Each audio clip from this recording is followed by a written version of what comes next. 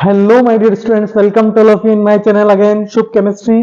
तो आप सभी का वेलकम है ऑर्गेनिक रिएक्शन की सीरीज में। आज हम जानेंगे Kolbe electrolysis and Kolbe Schmidt reaction. देखो दोनों ही रिएक्शन कोल्बे साइंटिस्ट के ऑनर में दी गई है, लेकिन दोनों ही अलग अलग चैप्टर से बिलोंग करती है।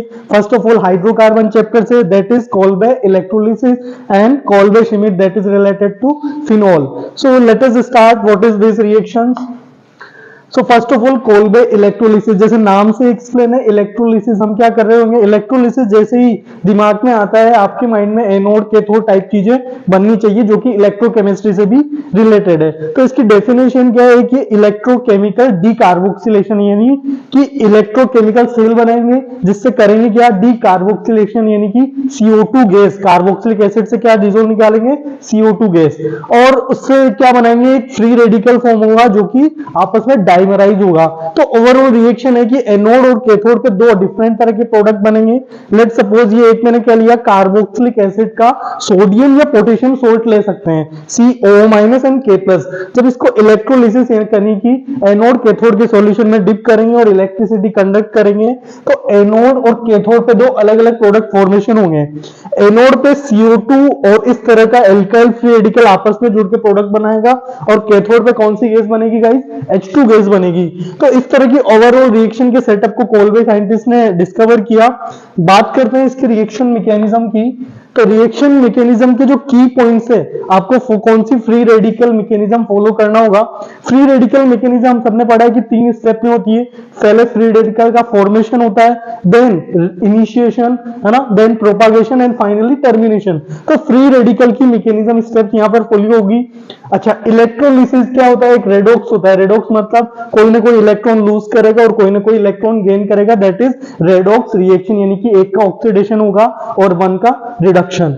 और बात करते हैं फाइनली जो सॉल्यूशन का पीएच है वो इंक्रीज हो जाएगा। क्यों इंक्रीज हो जाएगा गाइस, थोड़ा सा माइल्ड बेस यहां पर फॉर्मेशन होता है, आइदर NaOH एंड KOH। तो इस वजह से सॉल्यूशन का पीएच क्या हो जाता है गाइस, बढ़ जाता है। अच्छा, इस रिएक्शन का यूज हम कहां कर सकते हैं, जहां हमें एक कार्बन कम प्रोडक्ट चाहिए, यानी कि कहीं भी अगर प्रोडक्ट में एक कार्बन रिएक्टेंट से कम हो रहा है तो आपके दिमाग में जरूर कोल्बे साइंटिस्ट को इस रिएक्शन को याद आना चाहिए।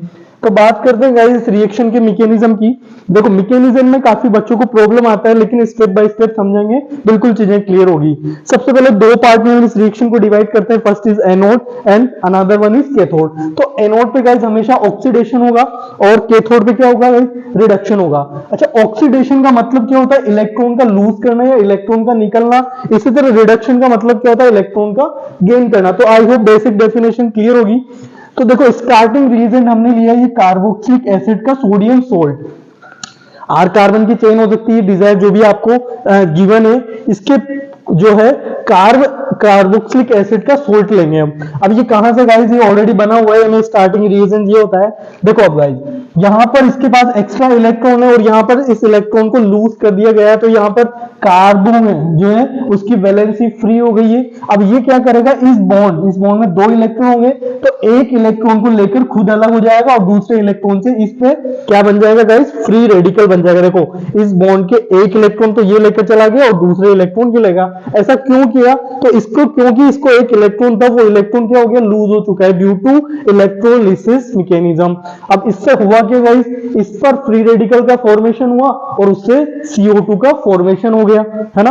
अब एक वो तो फ्री रेडिकल बनेंगे नहीं, इसके जैसे बहुत सारे बनेंगे, और जब भी ऐसे फ्री रेडिकल बनेंगे आपस में क्या टेंडेंसी रखते हैं, कॉम्बिनेशन टेंडेंसी रखते हैं। तो इसको इसके साथ चाहते हैं तो दोनों आपस में क्या हो गए, बॉन्ड बना लेंगे, यानी कि कंबाइन हो जाएंगे। कंबाइन होने से जितने कार्बन थे क्या उससे डबल कार्बन बन जाएंगे क्या, एक कम तो CO2 गैस निकाल देना है और बाकी प्रोडक्ट को क्या करना है, बिल्कुल उसी की वजह से जोड़ देना है। बाद में ये दोनों के कॉम्बिनेशन से इस तरह प्रोडक्ट बना और फाइनली कौन सी गैस, CO2। अच्छा, ये कहां की बात है, केवल और केवल एनोड की बात की है, जहां पर इलेक्ट्रॉन के लूज होने से इस तरह के फिनोमिना जनरेट हुए। बात करते हैं कैथोड पे। कैथोड पे तो H2O, ये HOH H2O ही प्रेजेंट है क्या, तो इलेक्ट्रॉन ने क्या किया, इस पर यहां पर जैसे इसने लूज ऑफ इलेक्ट्रॉन किया है तो इसने क्या किया होगा, गेन ऑफ इलेक्ट्रॉन, ताकि टोटल इलेक्ट्रॉन क्या हो सके, इलेक्ट्रोलिसिस में बैलेंस हो सके। तो इस इलेक्ट्रॉन को जाने से H डॉट बनेगा और H डॉट आपस में क्या कंबाइन होंगे जिससे H2 गैस बनेगी क्या।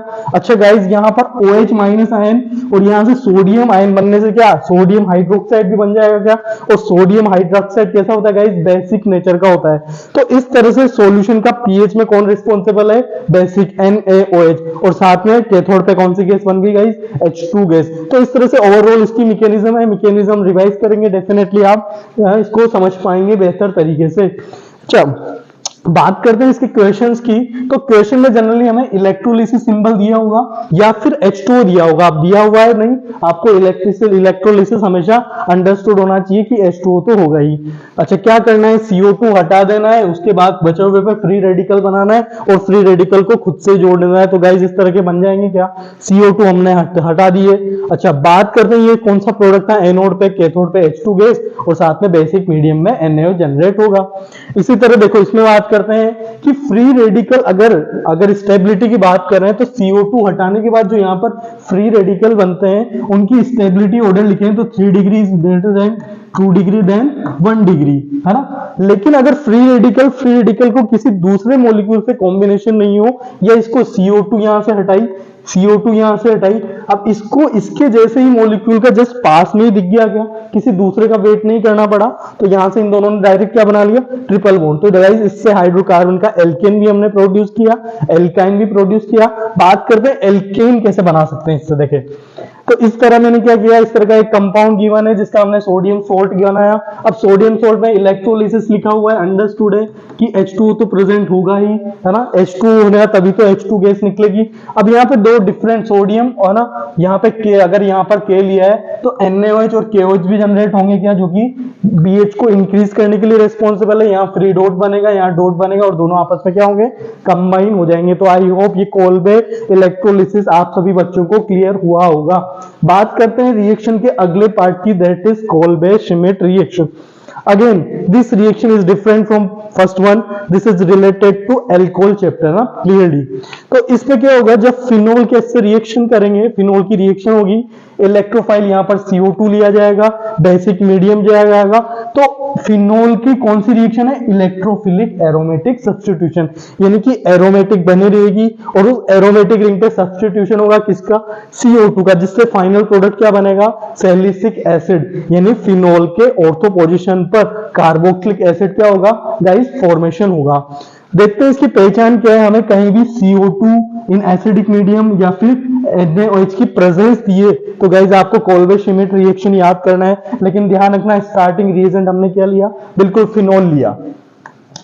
तो फिनोल की स्टार्टिंग रिएक्शन में जैसे ही हमें ये दिखा, बिल्कुल हमें याद आना चाहिए कि फिनोल के ऑर्थो पोजीशन पर क्या बनेगा गाइस कार्बोक्सिलिक एसिड का फंक्शनल ग्रुप फॉर्मेशन होगा और इसी को हम IUPAC नाम दें तो ऑर्थो हाइड्रोक्सी बेंजोइक होगा क्या।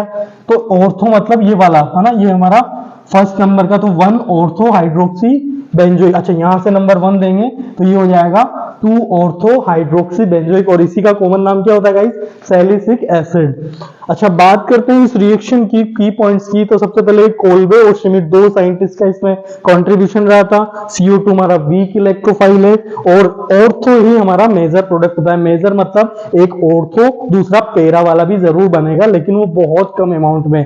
अच्छा ये मेजर क्यों हुआ, क्योंकि इस हाइड्रोजन को इस ऑक्सीजन की क्या है कुछ होता है, यानी कि हाइड्रोजन बॉन्डिंग होगी, इसलिए यही वाला हमारा क्या बनता है मेजर प्रोडक्ट बनता है। माइनर प्रोडक्ट बहुत ही कम अमाउंट पे बनता है। बात करते हैं इस रिएक्शन के मैकेनिज्म की।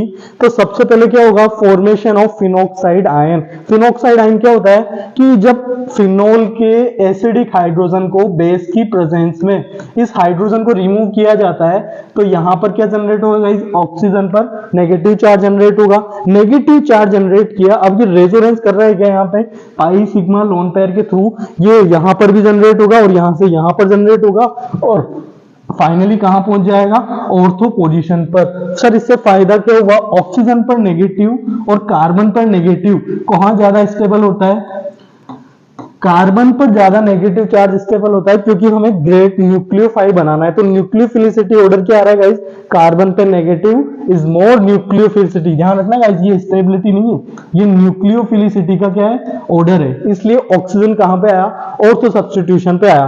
तो गाइस फर्स्ट स्टेप कंप्लीट हो चुका है, फिनोक्साइड आयन फॉर्मेशन हुआ। बहुत ही सिंपल है, CO2 इलेक्ट्रोफाइल है हमारा, इलेक्ट्रॉन डेफिशिएंट है, ये कहां अटैक करेगा, बिल्कुल ऑर्थो पोजीशन पे। बस यहां पर समझने वाली स्टेप ये है, फाइनली बहुत ध्यान से देखना, आप दोबारा समझाते हैं। देखो ऑर्थो पोजीशन पर क्या CO2 जुड़ चुका है, CO2 का स्ट्रक्चर कुछ ऐसा ही था।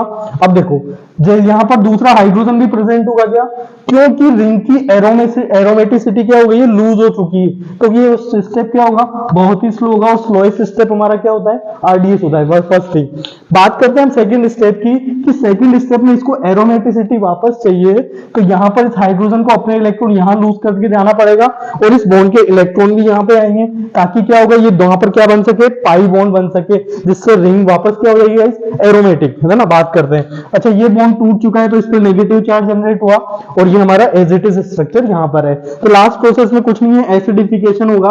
एसिडिफिकेशन से क्या होगा गाइस, इसको भी H मिल जाएगा और इसको भी H मिल जाएगा, तो ये हमारा फिनोल बन जाएगा, और ये कार्बोक्सिलिक एसिड। तो बहुत सिंपल मैकेनिज्म है। स्टेप 1 में फॉर्मेशन ऑफ फिनोक्साइड आयन हुआ, और सेकंड वर्ष में इलेक्ट्रोफाइल का अटैक हुआ, और फाइनली एसिडिफिकेशन हुआ। तो आई होप गाइस मेरी चीजें आपको क्लियर हो गई। बात करते हैं इसका, जो बेसिकली आज मैंने रिएक्शन पढ़ाई है, इनका यूज कहां कहां हो सकता है। तो इसका यूज मेनली कन्वर्जन रिएक्शन होता है, जहां फंक्शनल ग्रुप को आपस में क्या किया जाए, कन्वर्ट किया जाए। तो स्टार्टिंग रिएजेंट फिनोल था, NaCO2 दिखा, तो ये तो अभी ये बना हमने कोल्बे-श्मिट रिएक्शन। ऑर्थो पोजीशन पर क्या जोड़ा हमने गाइस, कार्बोक्सिलिक फंक्शन। अच्छा जिंक क्या करता है, जिंक अल्कोहल को पूरा गटक जाता है जगह, तो बचेगा क्या हमारा, केवल बेंजोइक एसिड। तो हमने फिनोल से क्या बनाया गाइस, बेंजोइक एसिड। तो ये कन्वर्जन रिएक्शन में as a intermediate reaction use होती है। बात करते हैं अगेन, ये हाईली एसिडिक, ये हाईली बेसिक, एसिड बेस आपस में क्या करके रिएक्शन देंगे, तो क्या बनाएगा, कार्बोनिल एमाइड बनाते हैं।